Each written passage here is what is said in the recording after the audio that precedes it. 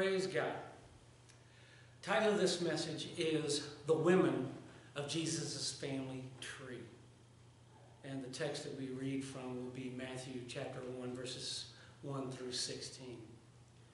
You know, a few weeks ago, as Christmas season began to draw a little nearer, I began to think about what I wanted to do this year, what I felt led to do this year. Because you see, I've been in churches in the past where the preacher or the pastor would only preach one Christmas service, one Christmas sermon for December. And that was either on Christmas Day or, the Sunday before Christmas. And, of course, this year, Christmas falls on Sunday. And we will have a Christmas Eve service, but we'll also have a Christmas morning service. But I began to think about what I wanted to do. And, last year I thought I would bring a sermon every Sunday in December in order to have a Christmas, just keep the whole month with Christmas in mind. And I did that, and I think it went pretty well.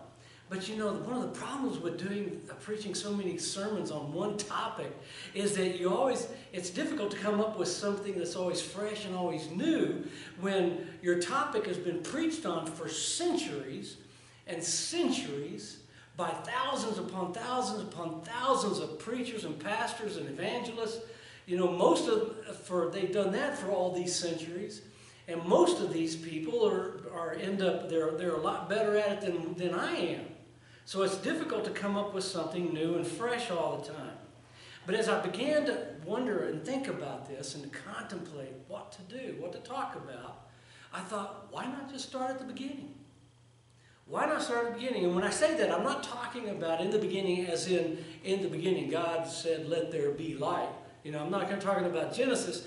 No, I'm thinking more along the lines of Jesus' history, his background, his family tree. Where did he come from? Who's in his lineage? What are his roots, I guess you could say? Now, I know that genealogies can be boring, and I'm willing to bet that I'm not the first person, nor am I the only person in this room who has either skimmed or just flat out skipped over the genealogies that we read and see in the Bible.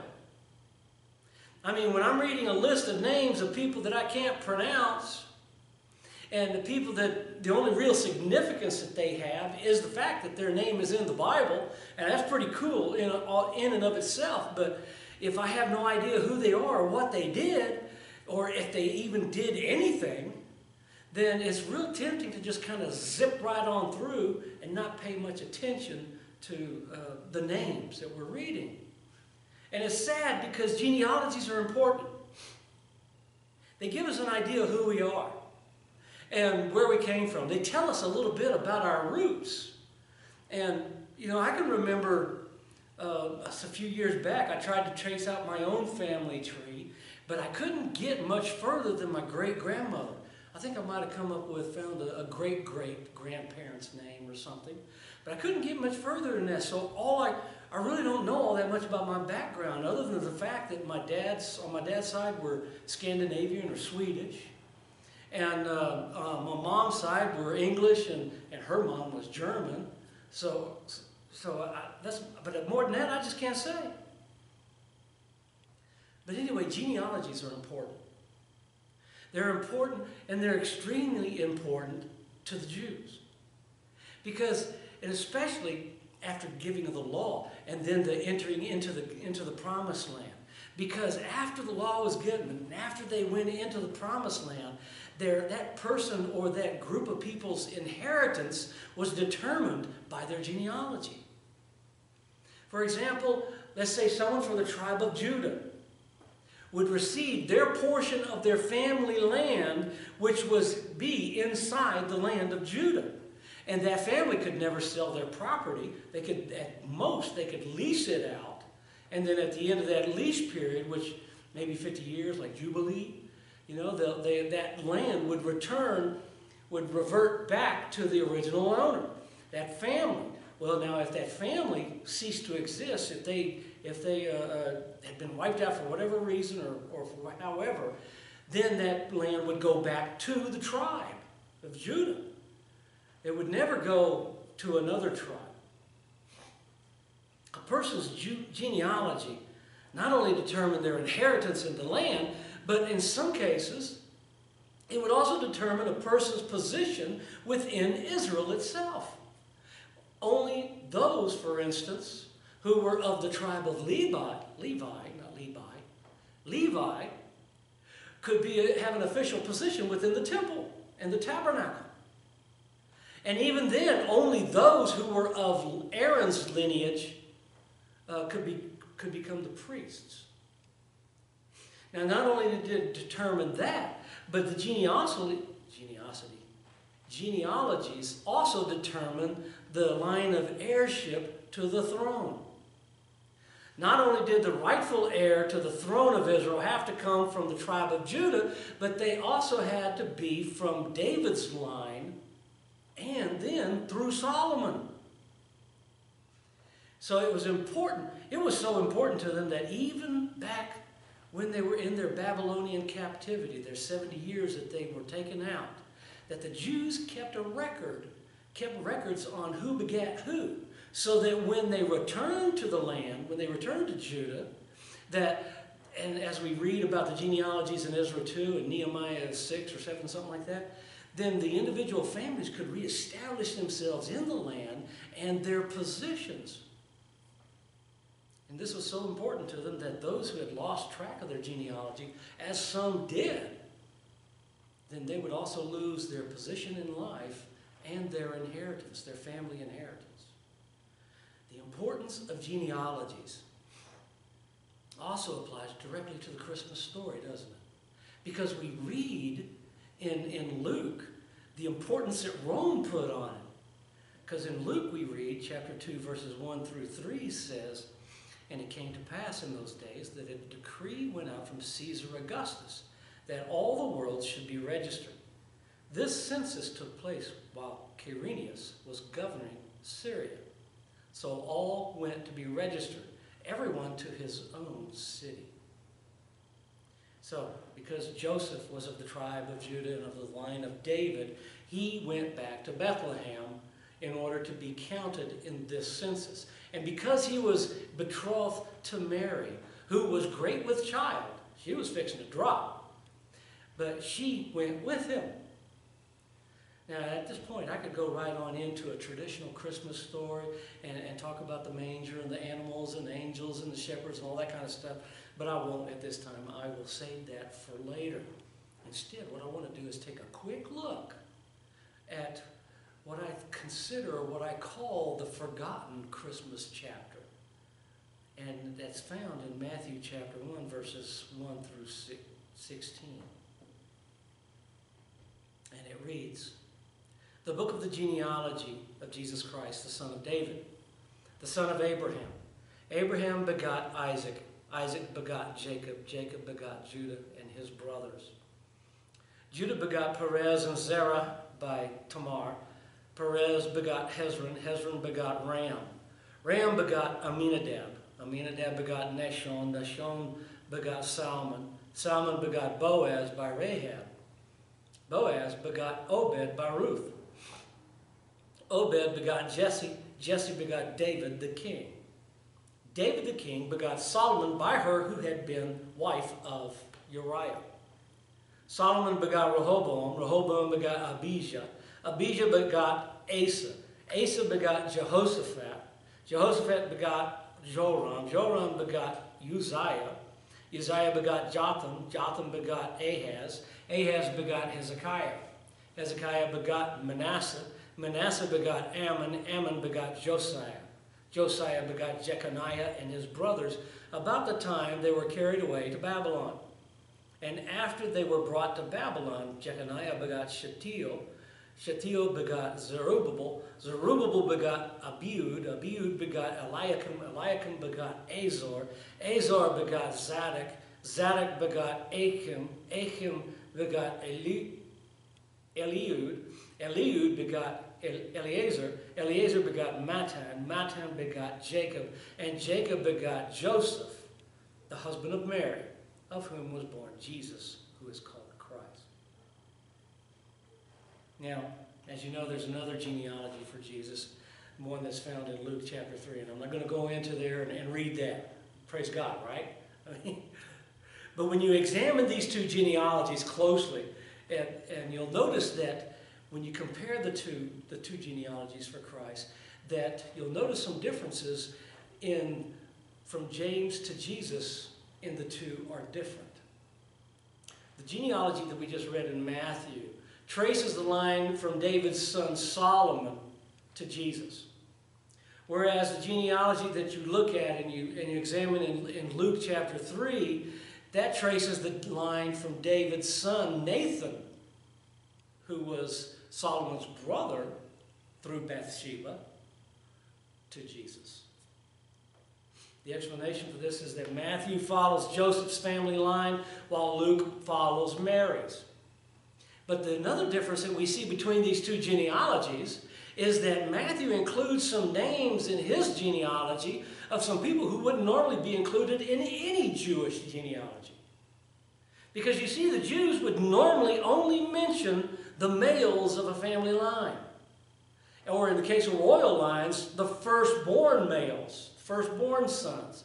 Women would normally be excluded. But we see in Matthew, in this list, the names of 5 women who are recorded for all of posterity as being in the lineage of Jesus Christ. Now, we know that there were more than 5 women, because throughout all these centuries, every man had his wife and they had kids, right? So that's all the begots. But these 5 are the ones that are mentioned. None others are mentioned. And it makes me wonder, why? Why? Why are only these women mentioned within the family line of Jesus? And they are Tamar, Rahab, Ruth, Bathsheba, and then, of course, Mary. Of the 5, 2 of them, Ruth and Mary, were of exceptional character. There were no flaws within them. They were beautiful, great, wonderful people. But of the 3 that remained, one of them had prostituted herself in order to get a child. Another was a prostitute by profession. And then the last one was an adulteress. All of them, by the grace of God, are specifically noted as being a part of the line and lineage to the Messiah. And today I want to point out some things about the first 4 of these ladies. I'll leave the 5th one for another time. The 5th one, which is Mary, for another time. So the first lady I want to speak about is Tamar. Now Tamar dates back to the patriarchs. And her story starts in Genesis 38, chapter 38, verse 6. She was a Gentile. Actually, she was a Canaanite who married one of the sons of Judah named He died without an heir, so Judah, following the Levirate marriage custom, sent his next son, Onan, to her to marry her in order to raise up a son unto the dead brother. Well, Onan didn't want to have a son that wouldn't be his, because the inheritance then would go to him and wouldn't come to Onan. But he didn't want a son that wasn't his, so he, in order to put it nicely, if I can, he didn't follow through. He didn't finish the deed, I guess you could say. And because of that, his sin, he died. Well, you know, Judah's got another son. He's got a 3rd one. But in his mind, he has already lost 2 to this woman. And he doesn't want to lose another one. So he puts her off by telling her to stay home, at home of her family home with her father and her mother, until this 3rd son comes of age. All the while, I'm sure he's thinking and hoping that maybe she'll just kind of forget it, blow it off, forget it, or whatever. Well, she doesn't forget it. Because, folks, being childless and being a widow was like a double whammy in those days. I mean, it was like a twin curse. And when she realized then that Judah isn't going to keep up his end of the bargain, she hatches her own plan. And that plan is that she will dress herself up as a shrine prostitute.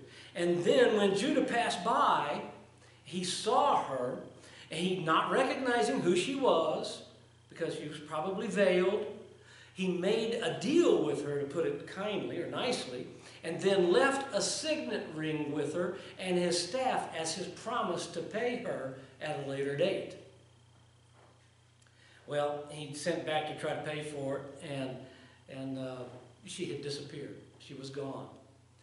But then she became pregnant from this encounter, and 3 months later it was told to him that his daughter-in-law was pregnant. He gets all self-righteous and all up in arms about this, and so he sends men to arrest her and kill her. Well, she presents the staff and the signet ring, telling him that the person who owns this stuff is the father of this child. And of course, he knew it was his. He says, she is more righteous than I. He recognized, he knew that he failed to live up to his duties as the head of the family, so he took her back into the family, but he never knew her in that way again. Tamara's story is a story that's filled with human frailty and the weakness and the sinfulness of the flesh. But the fact that she's included by name in the line of the Messiah is a testimony to the pure grace of God. Matter of fact, the fact that either one of them are in this line is a testimony to the grace of God, because neither one of them deserved it. But both of them are in it. Now, the next woman I want to speak about is Rahab. Rahab is known to us for all ages as Rahab the harlot. And that was her profession. She didn't just play the harlot like Tamar did. She lived the life. She was a harlot. And she is also another Gentile who is in the line of the promised Messiah. Her story is told in Joshua 2 and then again in Joshua 6. And she's part of this larger story where Joshua the story of Joshua's conquest of Jericho. Because he sent out spies to gather information, she took them in and hid them from the authorities of Jericho. And then when they came saying, heard that they were here, come give them up, she says, well, they're not here. They were here, but they're not here now. They went out this way. She turns around, she lies to the authorities, because they're upstairs. She's hid them. She lies to the authority and gets them to look in a different direction, go a different way, so that she can turn around and help these guys escape and go back to Joshua. And their promise to her for helping them was that if she would put a scarlet thread in the window of her house, everyone inside that house then, when they conquered Jericho, would be spared. This part of the story reads very similar to the Jews' escape from Egypt, doesn't it? Because the Jews, before they left Egypt, they had to sprinkle the blood on the doorpost of the lintels of their house. And everybody that was inside the house would be spared from the death angel. And here in Tamar's story, she had to stick a scarlet or a red thread through the window. And then at the other story, in Egypt, those who were inside the house that was covered by the blood were saved from the death angel, whereas everybody who is inside the house that is behind this scarlet thread was saved from the conquering Jews when they came in and took Jericho. But here we have a Gentile prostitute by trade, who's also a liar, but yet she's not only that, she's not only listed in the line of the Messiah, but she's also listed in the Hall of Faith in Hebrews 11. 11:31, Hebrews says, by faith, the harlot Rahab did not perish with those who did not believe when she had received the spies with peace. The fact is, Rahab was spared because she was a believer. She is in the line of Messiah because she believed in the God of Israel. And she acted accordingly toward his people and toward his purpose. Her declaration of faith is seen in Joshua 2:11. For the Lord, your God, He is God in heaven above and on earth beneath. And though we may know her now and forevermore as Rahab the harlot, God knows her as Rahab, my faithful servant, my beloved, who by His grace would be included in the family history of His only begotten Son. The third person, young lady I want to speak about is Ruth. Her story is, of course, in the book of Ruth, chapters 1 through 4. So we got 4. But Ruth's story is a beautiful story, inspiring, a story of faith, love, and devotion. And it is what I call the ultimate chick flick of the Bible. It centers around this Gentile woman who married into a Jewish family which had moved into her home country of Moab. Now you remember how Moab came about? Through an incestuous relationship with Jacob. No, excuse me, not Jacob. Moses' nephew and his daughter from Sodom and Gomorrah. Name slips my mind, I'm sorry. But anyway, that's how Moab came about. Early in this story of Ruth, her father-in-law, her brother-in-law, and her own husband dies. So now there are 3 women that are left destitute. Her other Gentile sister-in-law, and her Jewish mother-in-law, Naomi. Naomi decides now, after the death of all these men in her home, her own husband and her sons, she decides that she was going to return back to her home in Bethlehem of Judah, because word had reached her that the famine that sent them away is over, so now she wants to go back to her home. And she tries to get both of her daughters-in-law to return to their own homes, to their own mothers and fathers, so that they can find new husbands, because they're still young and they're still vital and vibrant, and they can raise families and have normal lives. Naomi loved her daughters-in-law enough to send them away. But Ruth refuses to leave Naomi. And in one of the most beautiful quotes that we have in the Bible that shows love and devotion, we see in Ruth chapter 1 verse 16, "Entreat me not to leave you, or to turn back from following after you. For wherever you go, I will go, and wherever you lodge, I will lodge. Your people shall be my people, and your God, my God." Now the rest of her story tells about their return, Ruth's and Naomi's return to Judah, and this beautiful romance that blossoms between Ruth the Moabitess and Boaz the Israelite. And it's through this marriage to Boaz that, of course, he is the near kinsman redeemer for Naomi. So it's through this marriage to Boaz and Ruth's faithful devotion to Naomi that she became a part of the lineage of the Messiah. The final lady I want to talk about is a woman called Bathsheba. Now, Bathsheba isn't even mentioned by name in this genealogy. Matter of fact, all she is called is her, in chapter 1, verse 6, her who had been the wife of Uriah, or as some translations say, her of Uriah. She might have been a Jewish woman, but since her husband Uriah was a Hittite, many think that she was a Hittite also. And so if this is the case, then so far, 4 out of the 5 women that are listed in the genealogy of Christ are all Gentiles. Every single one of them except for Mary.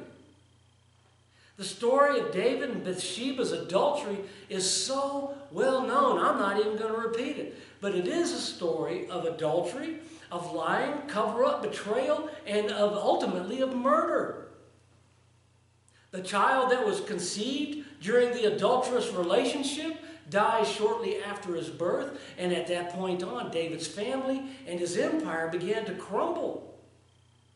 He did marry Bathsheba eventually, and they had other sons together, the most famous of which was a man named Solomon, who not only became the wealthiest king ever known, but was also recognized throughout history as the wisest man who ever lived.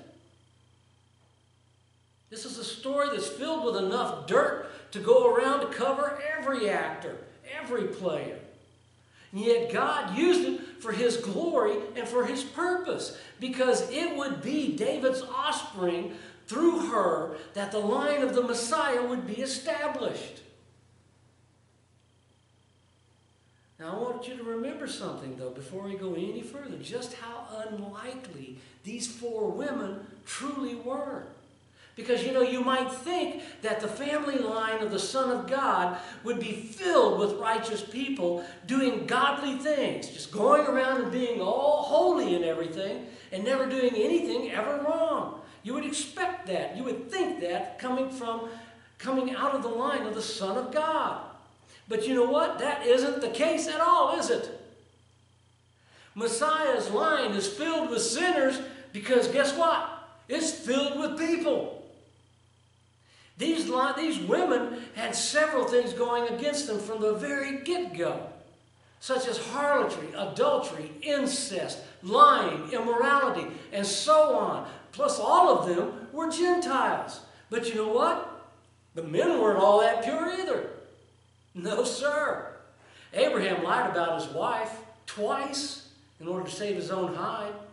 And then he provided that good example to his own son Isaac, who then followed and did the same thing years later with his wife in order to save his own hide.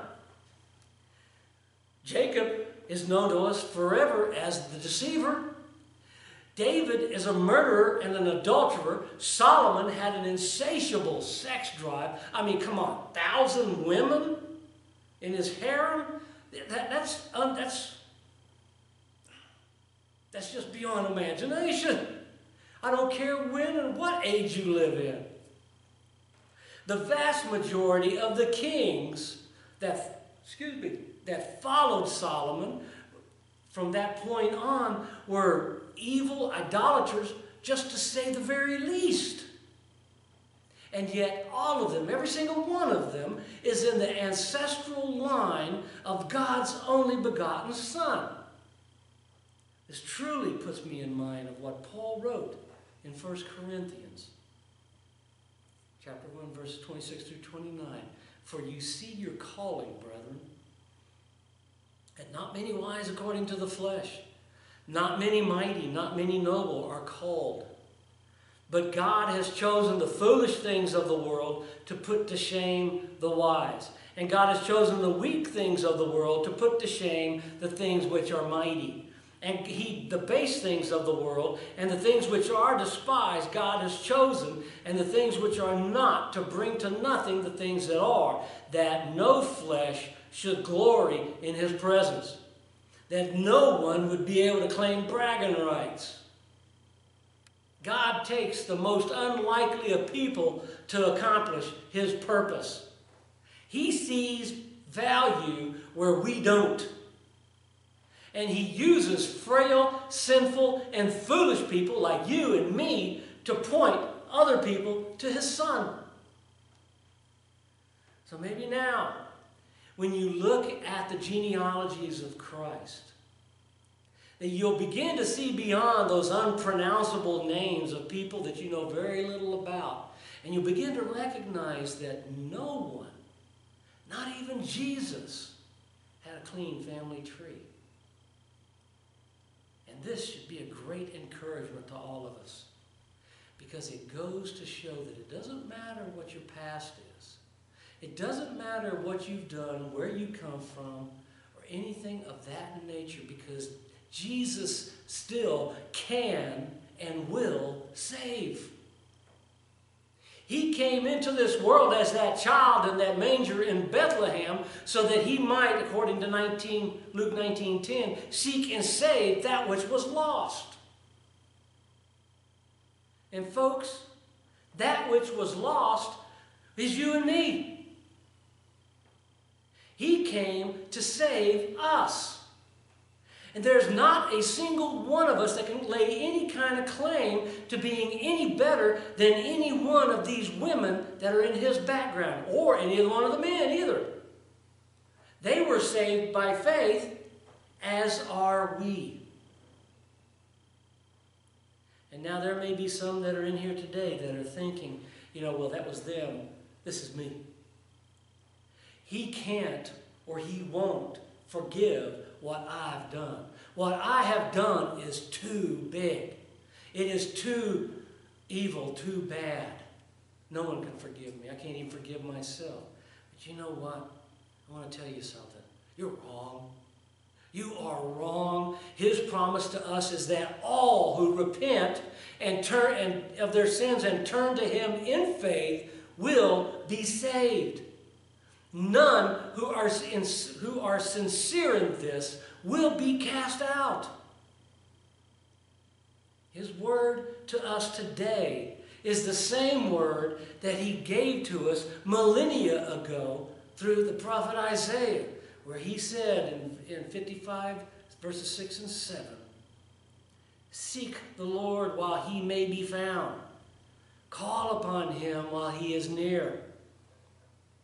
Let the wicked forsake his way, and the unrighteous man his thoughts. Let him return to the Lord, and he will have mercy on him, and to our God, for he will abundantly pardon." God is in the forgiving business. All those who turn to him, forsake their evil ways, and turn to him in faith, he will have mercy on them, and he will pardon them. That is his promise to us today. And anybody that is in here today or in the sound of my voice, now, if they hear this and they believe and they trust in the Son of God and they repent of their sins, they will be saved. That is the promise. Would you stand with me, please?